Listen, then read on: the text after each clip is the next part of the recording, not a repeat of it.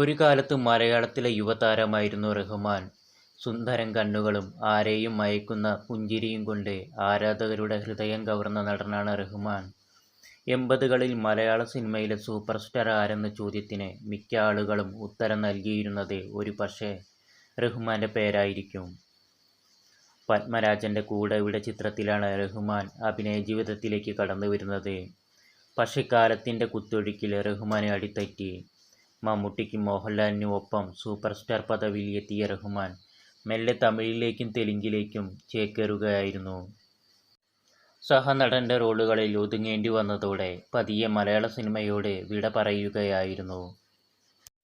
സുമുഖനായ റഹ്മാന് ഏറെ ആരാധികമാരും ഉണ്ടായിരുന്നു. വ്യത്യസ്തമായ നിരവധി സിനിമകൾ അഭിനയിച്ച താരം ഇടയ്ക്ക് വെച്ച് സിനിമയിൽ നിന്ന് അപ്രത്യക്ഷനാവുകയായിരുന്നു. അവസരങ്ങൾ കിട്ടാതിരുന്നതിനെ തുടർന്നാണ് ബ്രേക്ക് വന്നത്. മാത്രമല്ല, സിനിമാ രംഗത്തുണ്ടായ പ്രണയവും പ്രണയനഷ്ടവുമെല്ലാം റഹ്മാനെ സങ്കടത്തിലേക്കും പിന്നീട് ഡിപ്രഷനിലേക്കും വരെ എത്തിക്കുന്നതായിരുന്നു. റഹ്മാന്റെ രണ്ടാമത്തെ തമിഴ് ചിത്രത്തിലാണ് റഹ്മാനും അമലയും ആദ്യമായി ഒന്നിച്ച് അഭിനയിച്ചത്. അങ്ങനെ അഭിനയിച്ചു വരവെയാണ് അമലയോട് പ്രണയം തോന്നിയത്. അമലയ്ക്കും ഈ കാര്യം അറിയാമായിരുന്നു.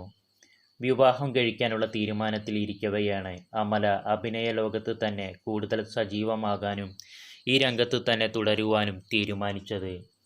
എന്നാൽ റഹ്മാന് ഇത് സംബന്ധിച്ചിടത്തോളം സാധ്യമായിരുന്നില്ല. അങ്ങനെ പല കാരണങ്ങൾ കൊണ്ട് ഇരുവർക്കും പിരിയേണ്ടി വരികയായിരുന്നു. പ്രണയം തുടരേണ്ട എന്ന തീരുമാനം എടുത്തുവെങ്കിലും റഹ്മാന് അത് മാനസികമായി ഉൾക്കൊള്ളുവാൻ സാധിച്ചിരുന്നില്ല. അമലയുടെ തീരുമാനം വലിയ വിഷമത്തിലാക്കി.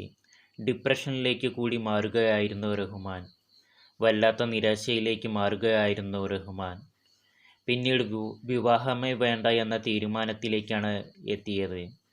അങ്ങനെ ഇരിക്കെയാണ് ഭാര്യയായി മെഹറുന്നീസ റഹ്മാന്റെ ജീവിതത്തിലേക്ക് കടന്നു വരുന്നത്.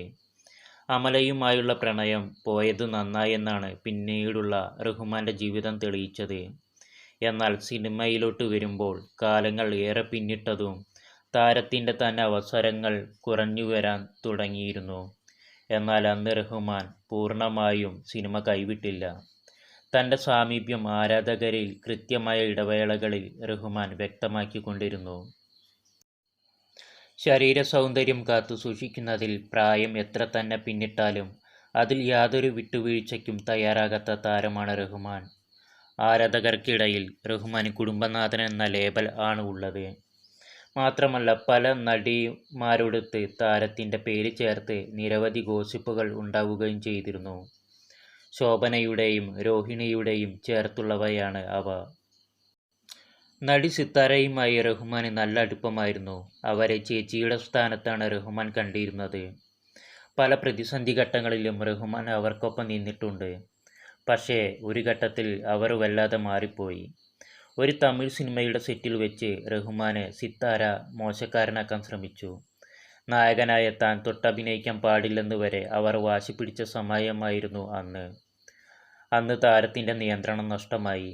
പൊതുവെ വേഗം ദേഷ്യം വരുന്ന റഹ്മാൻ ആ സെറ്റിൽ നിന്ന് ഇറങ്ങിപ്പോയി.